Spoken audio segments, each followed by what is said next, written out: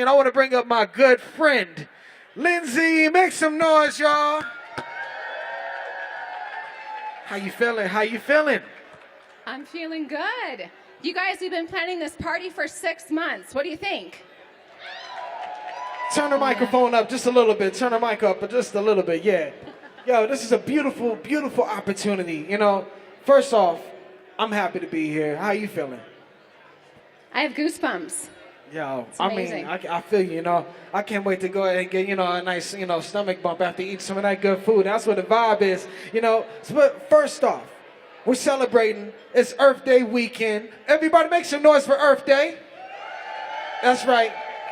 For me, every day is Earth Day. If you know what I'm about, you open up my refrigerator, it look like a beautiful garden. So I gotta ask you, what is your favorite fruit or vegetable? I think I gotta say grapefruit. Grapefruit. Wow. She loves grape. Yo, can we get some noise for grapefruit real quick? Wow, this is a beautiful thing going on. So I'm thinking about, we have such a beautiful program happening tonight. Tell us a little bit what's going to be happening this evening.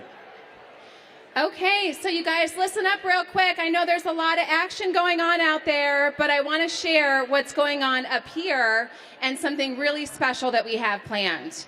So many of you walked in and you went right up to those food stations, and I can already tell that you're enjoying what you're snacking on. Huh. Each of the items that we're serving tonight are 100% plant-based. Woo! Yo, that's so much love right there. And when I think about it, I've been vegan for like over 24, 25 years now.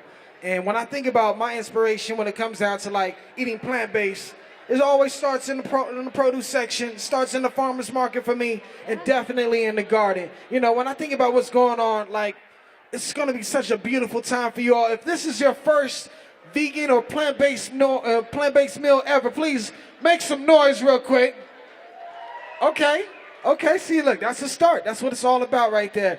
Tell us what's going on with this evening and who we have coming up for our first guest. Well, and that's what I was going to say, you guys. I want you to get louder next time we ask you to make some noise, because you might notice the special chefs that we have staffing each of the food stations. So we actually have students from 4 local culinary programs that are joining us to prepare this meal. That's amazing. And I had an opportunity to work with the hotel as we were planning this event, and they said we are the first 100% plant-based dinner that has ever been served across all of the Hyatt properties. Wow. Making history with this. That's a good thing, when you think about the carbon footprint, of just the idea of the reason why a lot of people want to eat plant-based, you're providing some options right here. So make some noise one more time for that one right now to all the young people making the food. So I'm excited about this. We love food, we love vegetables. Who do we have coming up next? So next up, I've invited my dear friend Caitlin, who works at Sprouts. She's our head of local produce innovation, and is I hate to say it, but she's kind of a nerd for veggies. Wow. Wow, put your hands together for Caitlin. Word. I'm happy you're here. This is such a beautiful opportunity to talk to people about what we love most, the produce. So, straight up, before we get any further, what is your favorite fruit or vegetable? All right, I'm going to try to school you. Okay. So it is a tomato. Now, is that a fruit or a vegetable? Well, of course, it's a fruit. It has seeds, right? That's the giveaway. That's the giveaway on that. My friends, he's not only attractive and talented, but smart. Keeper. Get at me. You already know I'm in the produce section. Holla at me. You know what I'm saying? So I love this idea of like where the produce comes from. So tell me about like how did you get into this industry and what inspires you? Well, I was growing up in Michigan. I'm a Midwestern.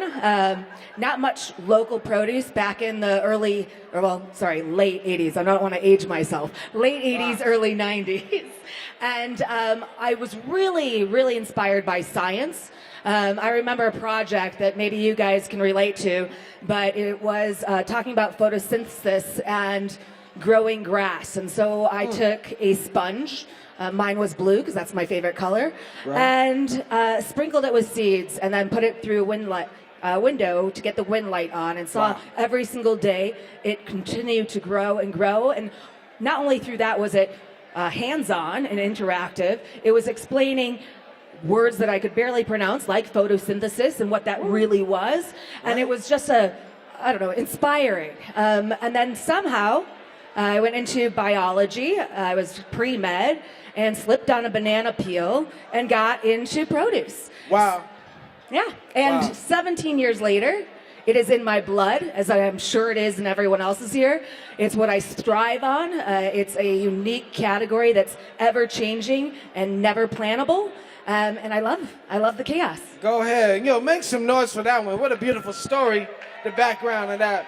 So when we're thinking about all these great things that are coming out of the local community, what are some of the fun local programs that you're really excited about?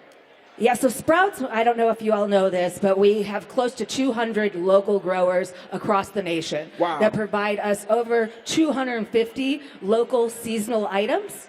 As you know, seasons change. Not everyone can be like California. And this allows us to bring really new, exciting, innovative, local, demographical programs to our communities. So one that's really exciting to Denver is that we have year-round microgreens from our farm in Denver called Gotham Greens, which you can partake on some of these stations. Yeah, the Sprouts are on the top of those. Yo, shout out to all the Sprouts on top of your Gotham Green. You know what's up. Love it. Yeah, So, this is amazing. and our local Colorado Stone Fruit program. What do you think about our local peaches here in Denver? Man, those peaches are all so good. The things that really make my heart hurt, is when the frost comes too early, because then that's less peaches for everybody. But you know what it is. I'm going to make sure we're going to get ours, So, thank you so much for your time. Before you go, what really inspires you to continue to do this work? So when I was young, I started when I was 20 years old in the industry, and we didn't educate children or teenagers to go through the pipeline of produce. What was produce? How did it get to the store? Why do I care about it? What does it do to my body? And I love these programs that have been created through this organization to educate students from ground up to know that not only is this a cool scientific knowledgeable on how it can help the environment and the body, but it also can be someone's career in the future. When I started, the closest person to me when I was 20 was 40 years old. There was a 20-year-old gap. So it allows that we can hopefully never have a gap again. And it's all your guys' hard work out in the growing areas and the gardens. All you do is going to make this happen. So thank you. Yeah, yo. Make some noise for Caitlin, y'all. Real talk, real talk.